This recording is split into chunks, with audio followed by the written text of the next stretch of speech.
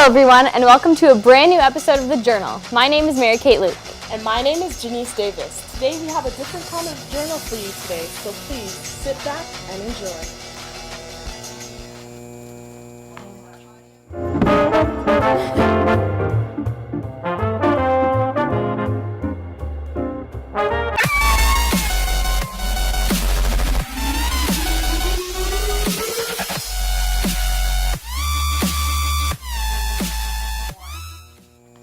I'm so excited for today's show, aren't you, Janice? Of course, I am. Today's show is going to be uplifting and inspirational with stories of personal change. And we start with a gripping interview with ex-convict Michael Levier. Director William Maltez talked with Michael last month. His story is called Lesson Learned, and I challenge you not to be touched by it.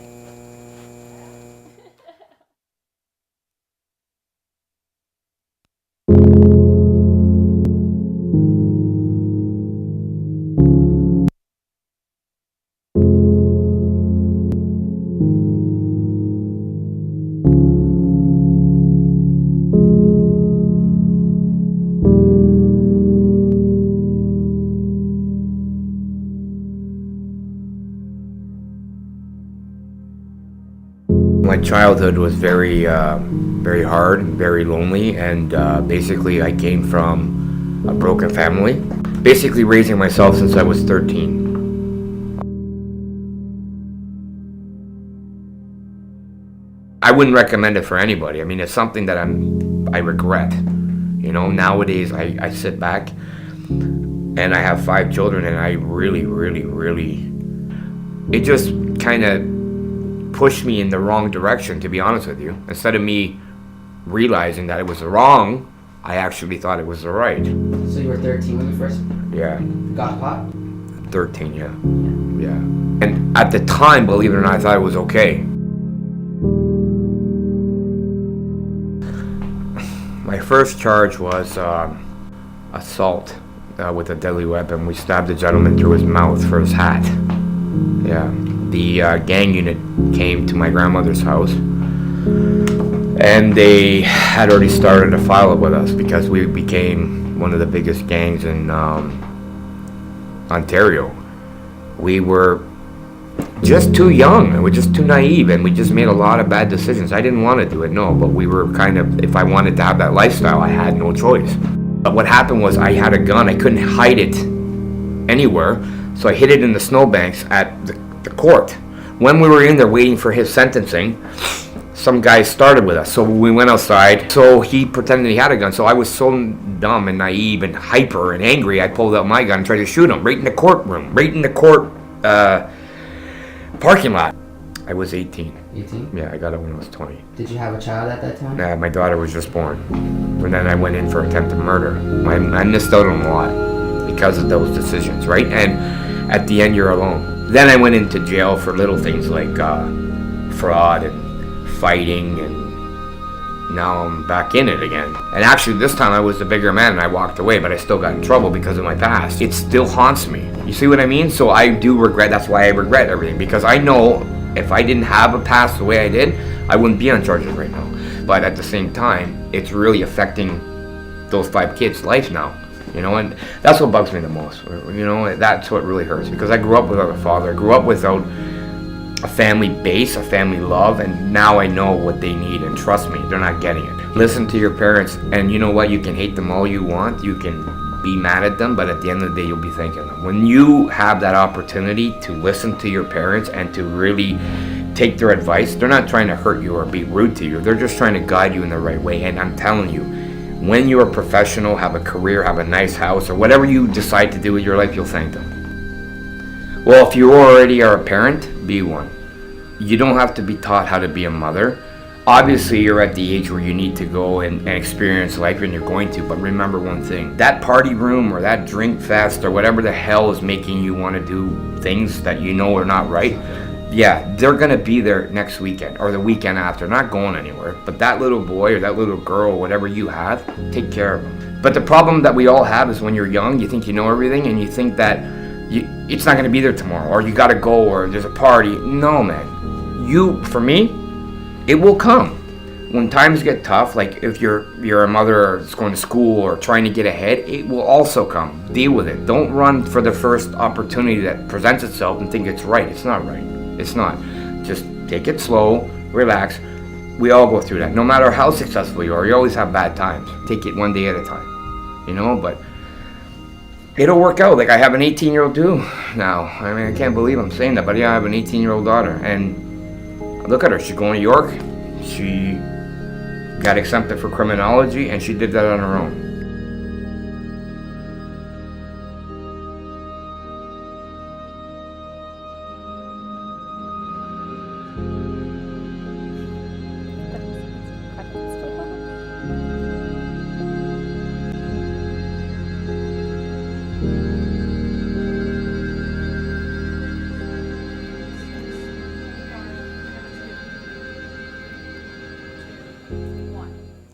Michael is actually turning his life around by going back to school, and we wish him lots of luck in the future.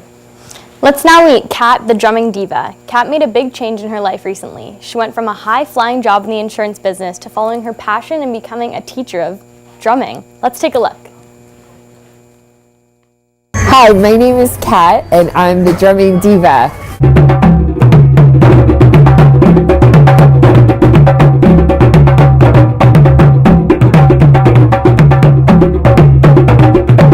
When I was working in a corporate environment, I felt sometimes really disconnected from people because you could literally be wearing like a bunny costume at work and you might not see anyone, like no one might even know.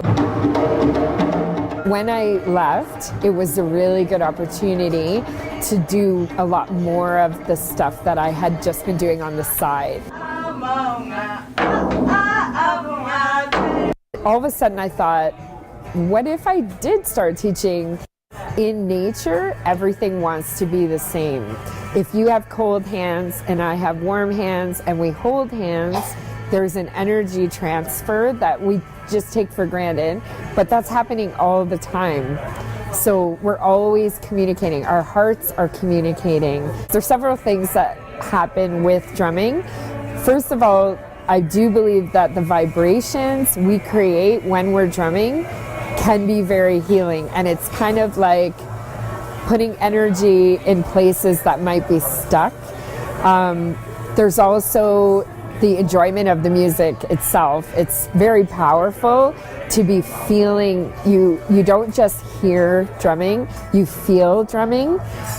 So that's powerful for people. It's very tactile. 4, 3, 2, friends.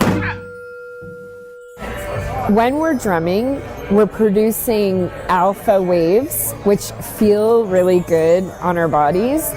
I also encourage my students to breathe slowly and deeply while they're drumming. So there's a very healing meditative aspect. So your sympathetic and nervous systems are receiving messages that everything is okay.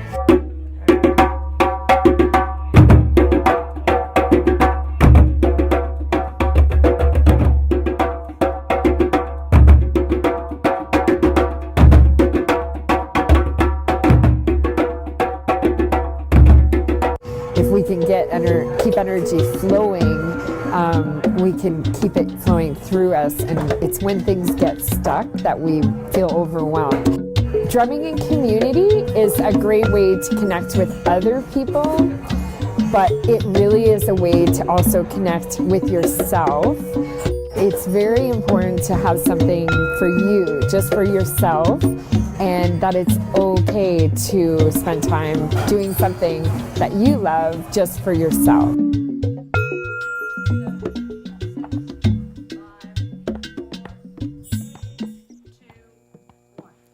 What are you doing? I'm trying to drum. But that's a bucket. So, I have so much schoolwork with no time to juggle it all. I just thought if maybe I started drumming like Kat, I could cut down on some of the stress. Can you feel it? I think at this point we could all use a visit from Kat, or maybe even something to just get our minds off of work for a little while. Are you talking about games? Yep. Augmented reality games to be exact. In this next documentary, we take you on a wild journey towards some wonderful, inspiring locations with a game called Ingress. For those who aren't in the know, Ingress is a massive multiplayer online game that connects people in real life. It takes people out of their house to different landmarks in their community. Not only does the game connect you to the world you live in, it also helps you connect with other people. Let's take a look.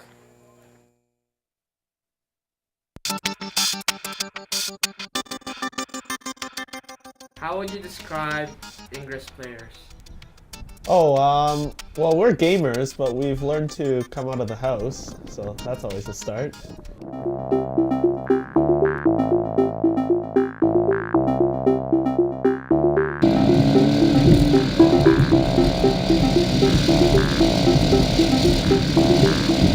Well, we actually don't sleep. That's a trick question here.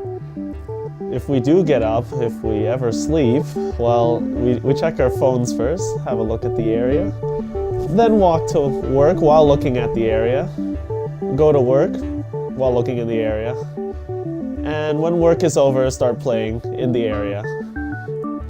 Sounds about right. And when we get back, we're gonna more or less survey the area to see what else we take down. We're gonna cover the whole city, so it's a constant mission. Ingress is a giant game of capture the flag. Where you play a video game but in real life. But it's not just two hills or something like that. It's throughout the world. There's nothing really like it out there. Ingress is a augmented reality game. Ingress is not a game. The line between reality and a game and the story get blurred. This is the kind of thing that everybody's always wanted to do. Like, you bring video games into real life. So, if you're looking over here, there's a whole warfield, a whole battlefield going on right down dead center around Toronto for sure. You can barely make out its name. But just outside of that all, someone decided to just settle it and just make it all for our side. So this is quite an impressive display because this is communication and teamwork over a whole province. I'd say you can easily overdo things, especially when planning a short trip out there and having it turn into something twice or 3 times as long.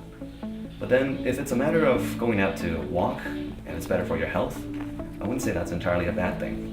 It comes down to time management now above anything else. It gets to me too.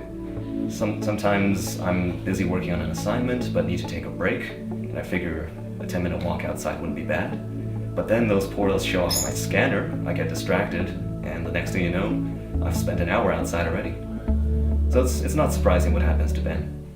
You're saying the area. Okay, so we're gonna get this whole area covered. Technically, you know, green skies as far as the area is concerned right now. Yeah. So we're good for it now. Well, anything can happen in the game, so you just plan for it. But the good news is we earn points, well, doing nothing in the meantime until they go and take it back. So yeah, no complaints here. Yeah, bad weather sometimes gives us a reason to go out because, you know, perhaps the enemy team would stay at home. Gives us a reason to go out and break everything down as a retaliation for the 3 o'clock in the morning raids. Milliken Park, full of snow, and here I am going through that heavy snow, probably looking like this too, if not worse, and just, you know, looking at the screen as I travel, kind of zombieing looking, and just traveling, clicking the whole way. This took about half an hour to navigate the whole park because I was just basing it on the spots on the screen, not at all knowing where the path leads to. So at times I've walked into a ditch. Somehow I found myself up to my waist in snow just because I took a pothole by accident because of all the snow that covered it. Stuff like that. Oh.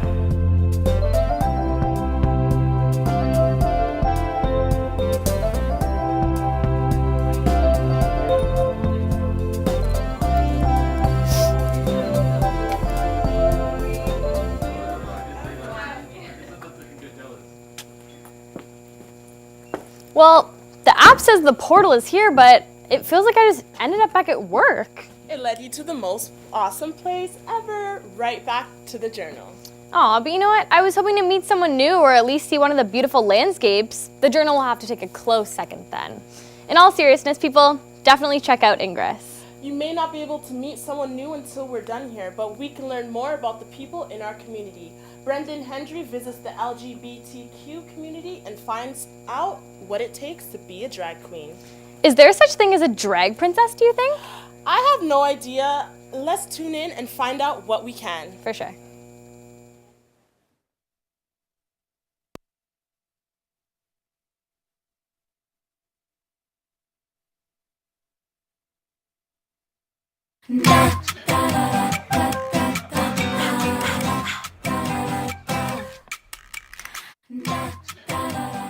If I were to apply 4 important steps to my transformation into Facelift, she's really been an evolution over the last 6 years.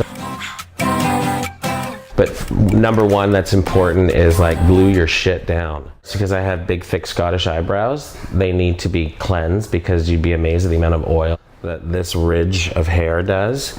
So I clean them off and then I use, it's almost like contact cement to sort of get them all sticky, and then an old toothbrush, and I brush them all out until they get tacky, and then I flatten them. How long does it take to get off in the end? Well, I have this stuff that it's some kind of mineral oil that you put on and it will break it up, but half the time I'm too fucking drunk to even bother.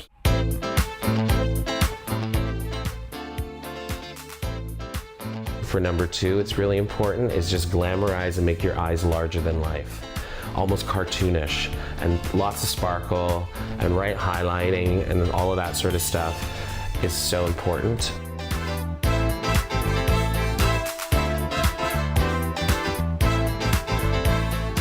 Number 3, I just think like when you're out there, really play it up, really have fun with it, because ultimately the most important thing is to entertain and make people laugh and make them happy. That's sort of my kind of motto. So yeah, so just have fun with it and enjoy yourself.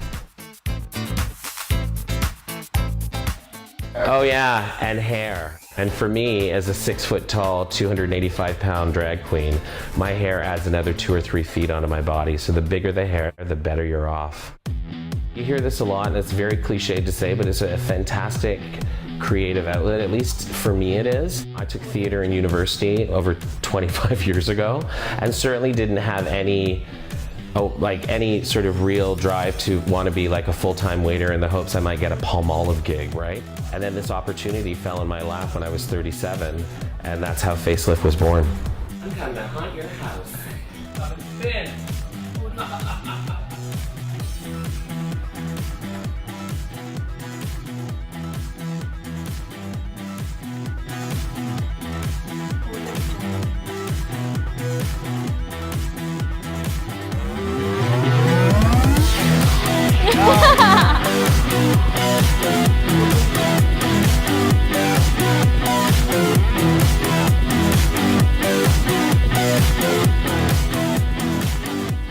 What a transformative process. I totally take for granted how easy it is for me to get ready and go out. I totally agree. Did you see those eyebrows? How crazy would it be if you had to cover those every day?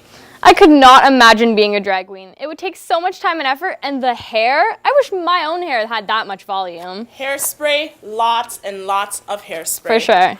You're probably wondering why Brandon is sitting here on stage. We've decided since he directed that lovely doc, it would be appropriate to give him a makeover. Yes, I hope you took notes, Denise, because we're gonna try and give Brendan the same makeover as we saw in the video. Let's hope we're successful at making him look even more fabulous. All right, let's get started.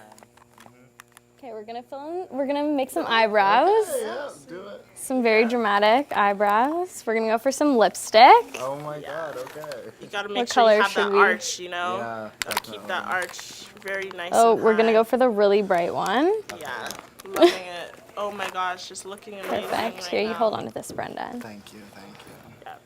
Wonder what my drag Love it. Oh yeah, we're going for some red lipstick. Gotta keep that arch. We're gonna go for the red lipstick. Okay, ready, go. Go like this.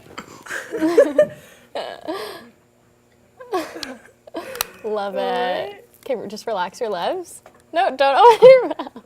Add some Love white eyeshadow. How do you feel about Close drag your queens, eyes. Brendan? Amazing. This feels so good. Have you worn makeup before? No. Well, you should do it more often. It looks beautiful. I'm gonna come around here. Just keep your eyes closed. You don't want anything to get in. Oh, no. Okay, amazing. Almost done. Almost done. Amazing. What else can we- Almost done. Feels really good. You should Yeah, put on. We should you're go for it. looking very, very, extremely gorgeous right now. This is I'm loving it fabulous. right now. This is fabulous. Yeah. Where's the blush? He needs some Wait, blush. I don't think we Oh have- yeah. Oh yeah. Okay. I'm loving this. Let's right add now. some bright like. Am I beautiful yet? Let's put some blue. Close your eyes again.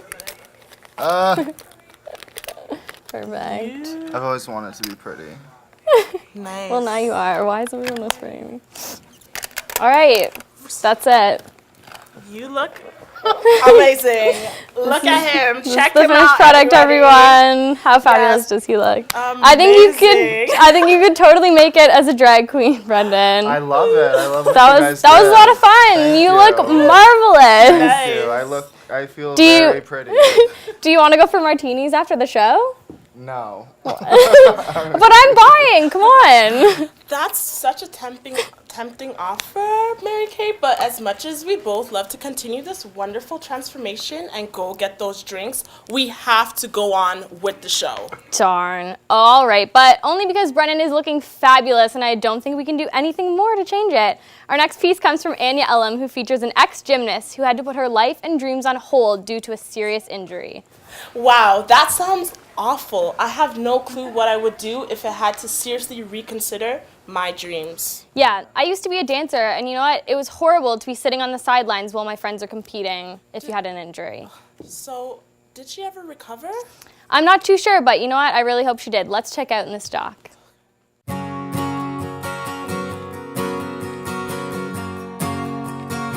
I started doing gymnastics when I was 4 and started in competitions when I was 7.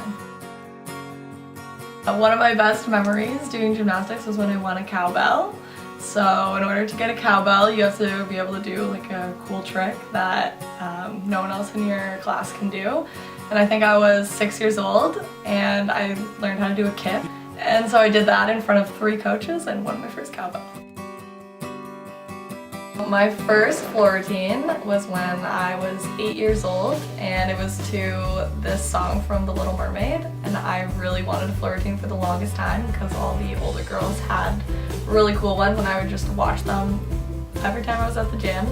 So when I finally got to have my own, it was really exciting, and I ended up being able to perform it in my first ever competition and came in 2nd place.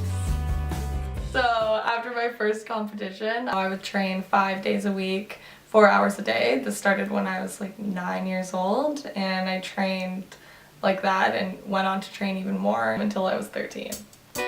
This is my favorite scrunchie from when I did gymnastics. I think I got it when I was like 12 years old or something, and it matched one of my favorite gym suits that I had. So when I was 13, I was about to try out for the Junior Olympic team in Ontario. So this was a really big deal, and while I was training, I actually was doing my floor routine and did an aerial like I had done hundreds of times before and landed on my ankle in like a really weird way. All of a sudden I like fainted and then found out that I had actually broken my ankle. My doctors told me that I had to keep it easy for 6 months. I couldn't train because if I put too much strain on my ankle, it could just happen again and permanently be injured. And by the time I was able to train again, all the girls who I had been training with had already moved on to the Junior Olympic team in Ontario. And at that point, I was just really upset about what had happened to me. And so I decided to just stop gymnastics altogether. I kind of just resented it after that, and I just completely cut it out of my life.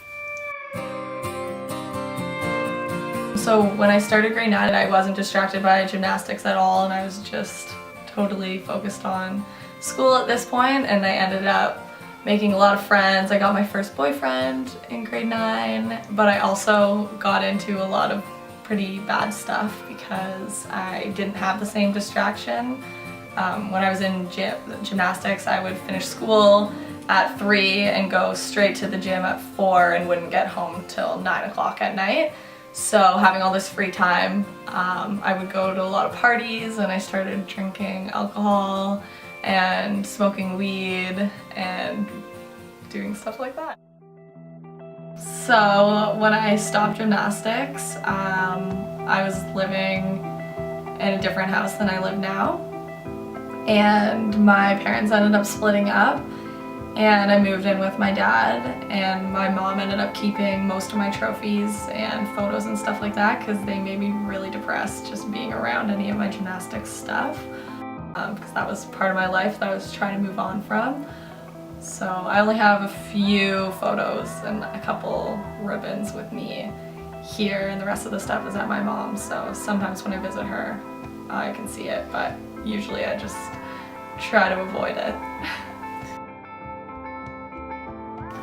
So I always thought that gymnastics was going to be my future, that was going to be my whole career, but obviously it isn't, and so I had to change my priorities.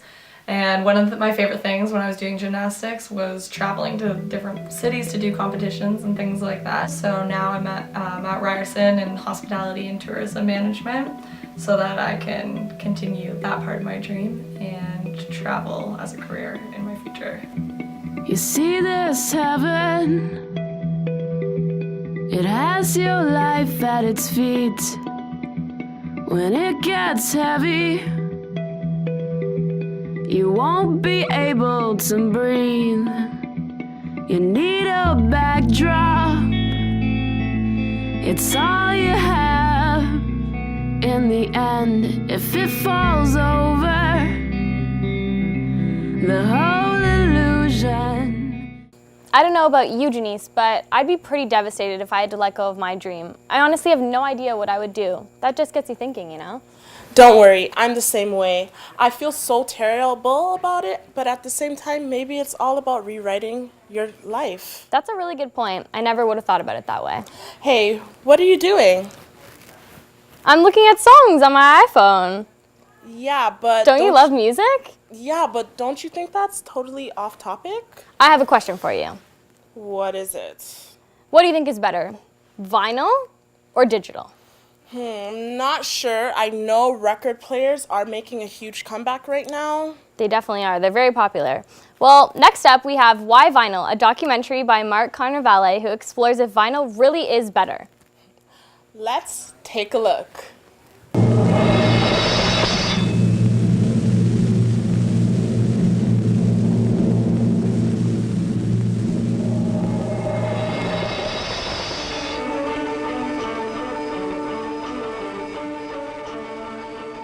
What you're going to hear about today is nothing short of a miracle. Come on, baby, baby, please, like me, baby, and I'm on my knees.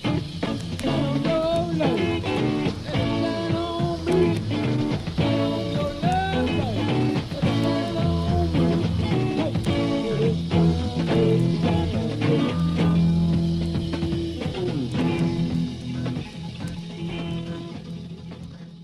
My name's Jim Levitt, the owner of Discovery Records. We started in 1982 at the corner of Queen and Woodbine area, just a mile away from here. Now the clientele is changing to a younger bracket of new record collector.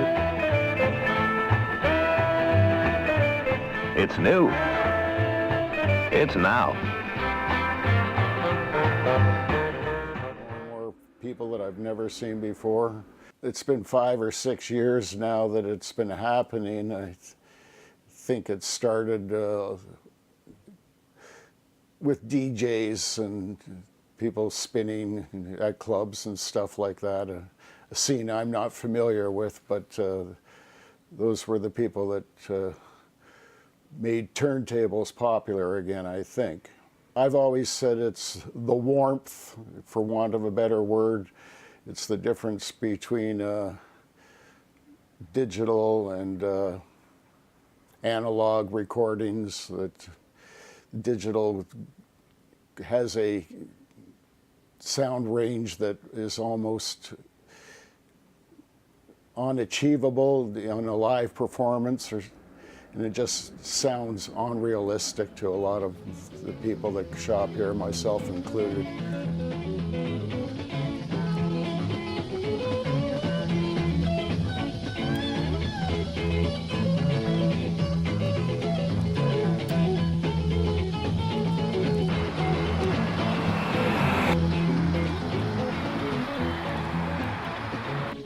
Hi, my name's Rick Cooper. I own Rick's Recollections. I've had the shop going in Port Credit for 21 years. I love music. I believed in vinyl, even though CDs were the thing back then. I believed in vinyl, and I wanted to share it with people and teach people.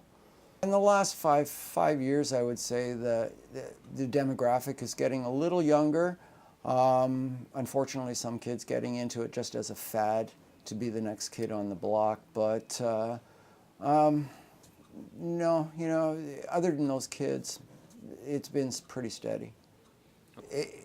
Wide range from 13-year-olds just getting into it, hearing their parents or their grandparents' music, all the way to 70-year-olds. It's analog. Sound travels in waves, which is analog, and it gives the artist something to, by making an album, make a statement. It's like a painting.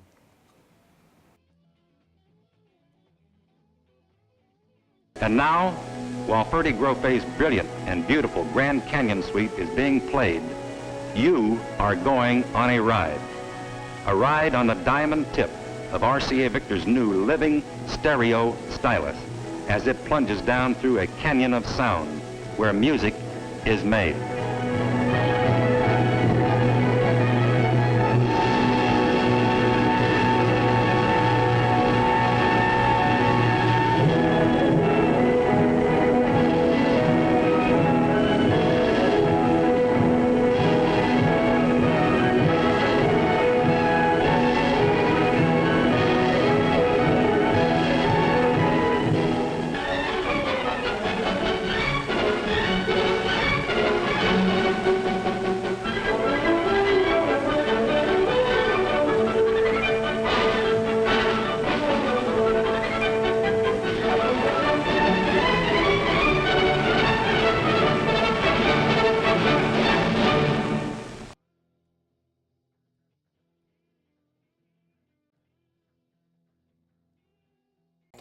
That last documentary really made me want to go out and buy a record player. I think I'm going to get into that. I know, I really do feel for those guys. I mean, they have just dedicated their lives to vinyl, and I feel so bad about that they switched to digital. Yeah, so after the show, we're definitely going to buy vinyls off of every iTunes album we own. Of course, that will be so much fun. Well, for now, we say goodbye. But before we go, we leave you with a short, inspiring documentary by Ian McDowell and Yana Pereira called Sing My Soul. Enjoy.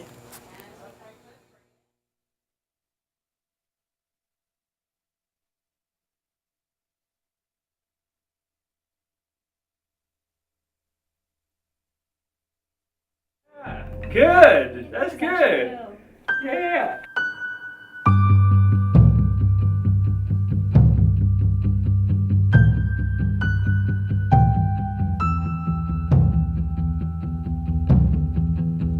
The Regent Park community is one of Canada's largest and oldest social housing projects.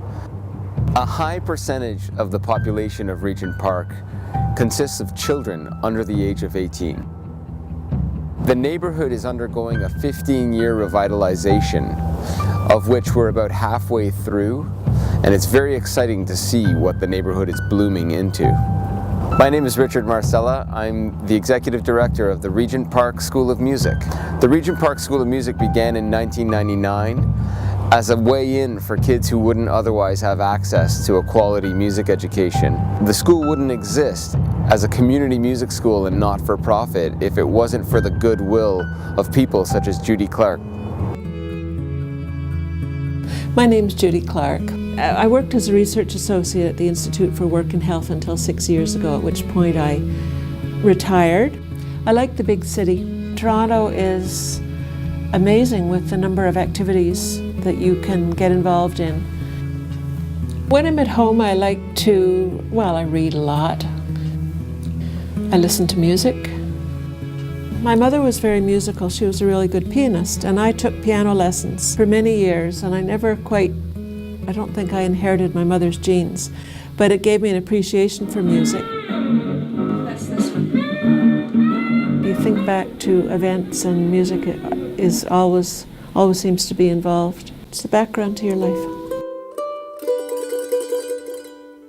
We have many wonderful volunteers for the Regent Park School of Music, and they all play such an important role in helping us to bring music to as many kids as possible. Judy Clark in particular has been a wonderful friend to the school. She's very smart, organized, dedicated. It's something I really enjoy doing. She's always comes in with a smile on her face and has such a great attitude. And it's just a pleasure really to work with her and have her be part of the RPSM family. Since I've been coming, I have kind of done what was needed at the time. A lot of the time when I'm working here, there aren't a lot of kids around doing their lessons, but when they are, it's wonderful to hear them and see them. 1, 2. I really love music, and I think music really does something great for our lives. And I love the idea of kids in these various neighborhoods that the school works in having access to music lessons, whereas they might not have been able to do that without the school. Feels good. Thinking about this experience, there's lots of ways to contribute and share the great and inspiring feeling that this place generates. Don't let the grief of this take hold. Lord, have mercy on us all. Lord, have mercy on us all. Lord, have mercy on us all.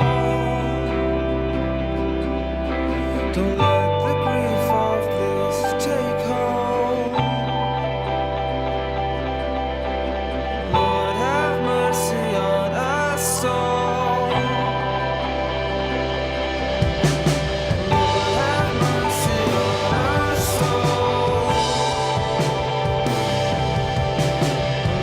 have mercy on us all. Don't let the grief of this take hold. Lord, have mercy on us all. Ready,